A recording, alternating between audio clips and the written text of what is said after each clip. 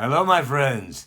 It's Rabbi Aharon Dobinsky coming to you today from the holy city of Jerusalem in the beautiful state of Israel.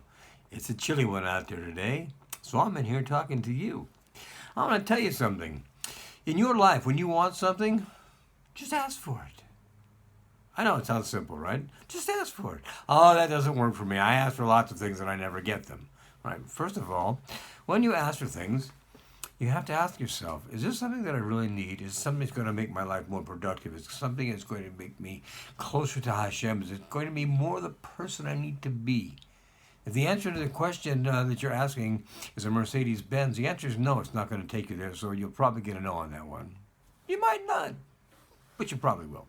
Okay? It's a useless thing. It's a thing. It doesn't matter. Okay? However, were you to ask for the ability to get a set of Gemara, for example, that might be something that'd be more readily granted to you. So you have to remember, who are you asking? If you're asking friends, if you're asking people, the answer will depend on a lot of things. Their whims, their financial ability, etc. But if you're asking HaKadosh Baruch Hu, what does it depend on? It depends on how open he is to your suggestion, to what it is you need. You would be surprised. I, in my own life, has found that at times when, for example, finances were a little bit tight, and I'd be thinking, oh boy, it sure would be great if, and fill in the end, that something very close to what I was thinking about actually occurs. I didn't do it. I didn't do anything. It came from him. He does it. He's the one who makes sure that everything you need comes to you. It says that every day again. You would say your prayers in the Ashrei. It tells you that. And you open your hands and provide the wants of every living thing. Everything. Everything that you need, he gives you. The word, it says ratzon, which is desire, but it really means more things you desire that bring you closer to him, because that is the whole within the context of the Ashrei. Therefore, remember, that's what you need to keep doing. You need to be keeping things in perspective. If you keep them in perspective, you're going to get a lot of the things that you really want, because they are things that you really need to get your life going forward. You need more money for tzedakah? Oh, HaKadosh Baruch Hu loves you, would love to give you all that he can. But he has to be careful. He has to balance it. He knows things that we don't know. We're thinking we need money for tzedakah.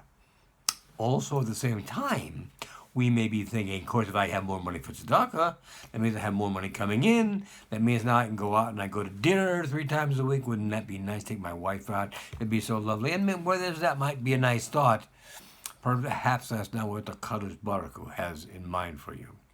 So, make sure that when you ask, that your thoughts are pure. They are what you're asking for the sole purpose of what you're asking for, or maybe even more of what you can do with it. I'm going to tell you a story that happened to me just this last week. I did some counseling on the side. You might have figured that out. Oh, by the way, if you're interested, you have my email address. Just send me an email. I'll be more than happy to talk to you too. And that's the same email that I've given you in the last few weeks about I'm coming to America. I'll be in Miami. I'll be in Texas. If you want me to come speak in your city, just let me know. We'll see what we can do to work it out. Okay, here's the story. I have a man that I've been counseling for a while now. How long? I don't know, a couple of years. And he's been going through this deal and that deal, and things have been, less than successful for him. Well, he finally got a hold of something.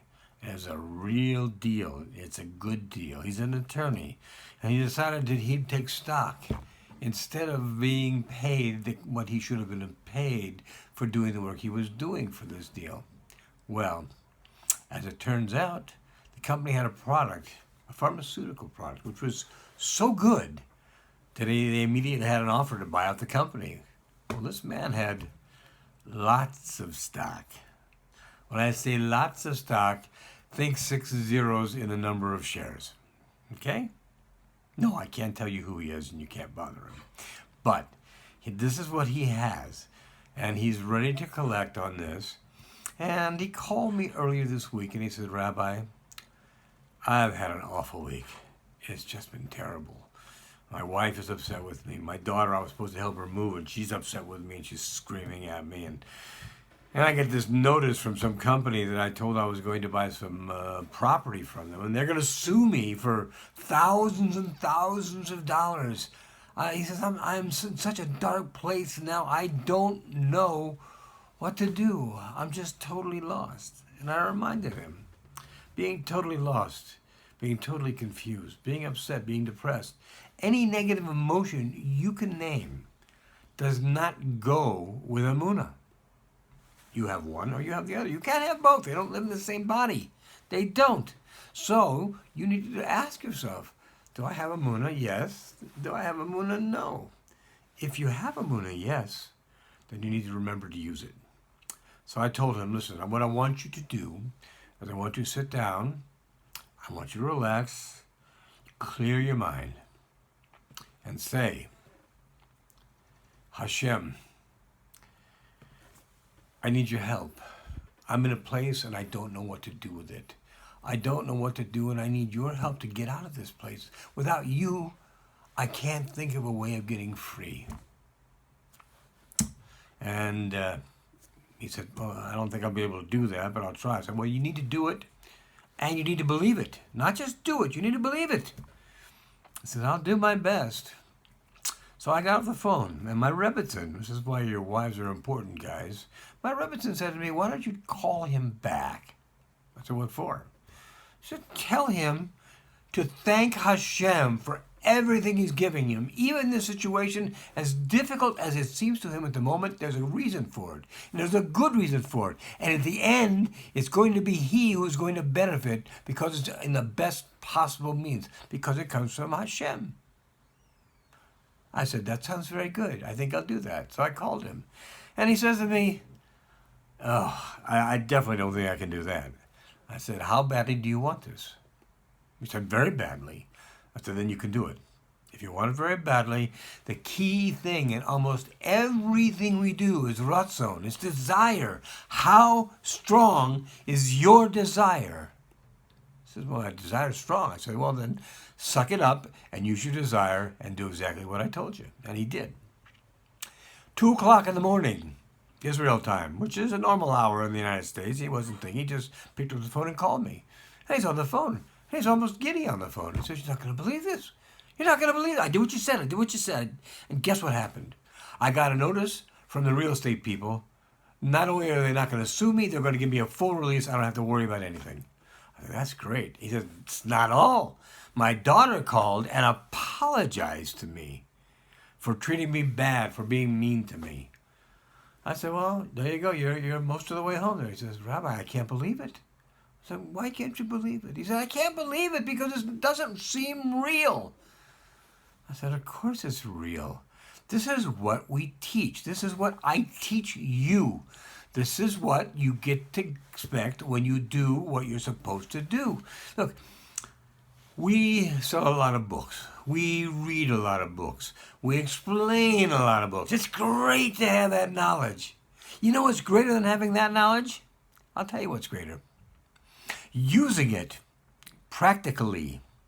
Use it in a way that it's practical in your life, that it guides the way you live. If you do that, you're going to see miracles like you wouldn't believe. Why?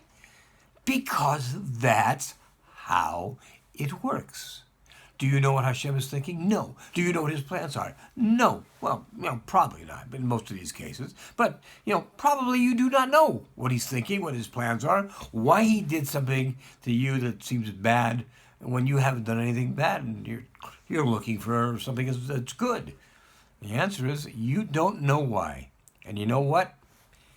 You don't need to know why. You just need to know it's a fact. Be thankful for all the things that you get and be thankful for all the things that you're going to get. And if you live a life like that, you live your life with an attitude of gratitude. Oh, you have a life ahead of you that you cannot believe because this is what Hashem looks for. What do you say first thing in the morning when you get up?